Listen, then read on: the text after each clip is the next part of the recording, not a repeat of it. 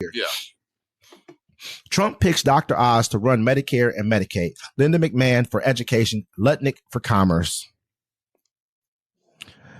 President-elect Donald Trump on Tuesday tapped billionaire professional wrestling mogul Linda McMahon to be Secretary of Education Department, tasked with overseeing the agency Trump has promised to dismantle.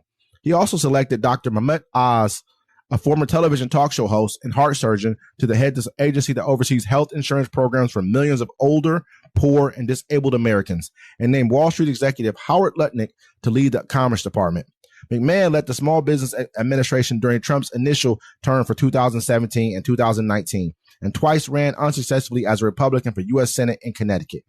McMahon served on Connecticut's Board of Education for a year starting in 2009 and has spent years on the Board of Trustees for Sacred Heart University in Connecticut. She's seen as a relative unknown in education circles, though she has expressed support for charter schools and school choice. I like the school choice because there's parents in jail right now, black parents mostly, are only that they wanted kids to go to a better school and they locked them up for that.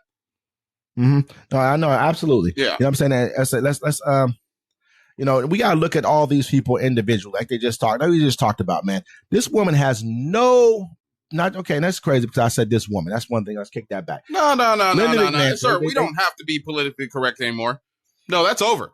We ain't got to be politically correct for nothing no more. Them days is over. We back to the 90s style of acting an ass. That woman has no place being in the Secretary of Education. She has no education background whatsoever. Nothing in her history. No more. I don't have to be. I know who's president. Donald Trump don't give a fuck what I say, so I don't give a fuck. I love it. Now, hopefully, they can air Married with Children on TV again. No, ma'am.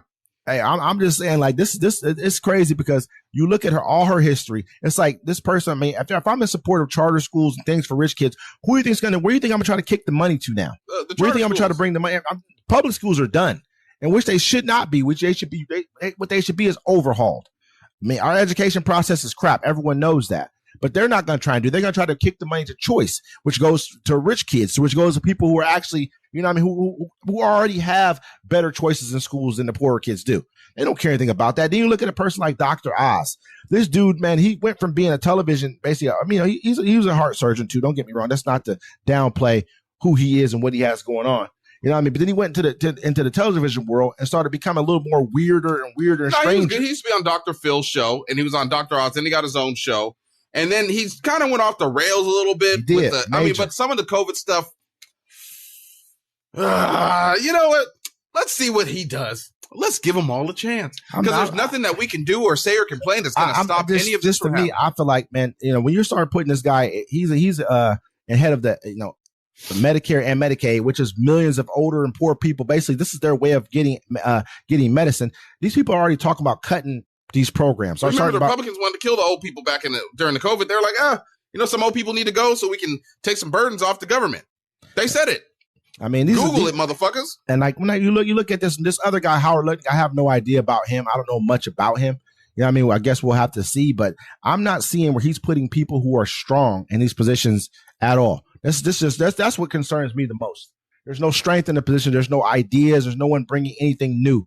You know what I mean? These people are pretty much people who like been his supporters for quite a while. And he's just like, hey, let's just pick them and drop these guys in these positions. Loyalists. That's all it is. He wants loyalists around him, as he should do.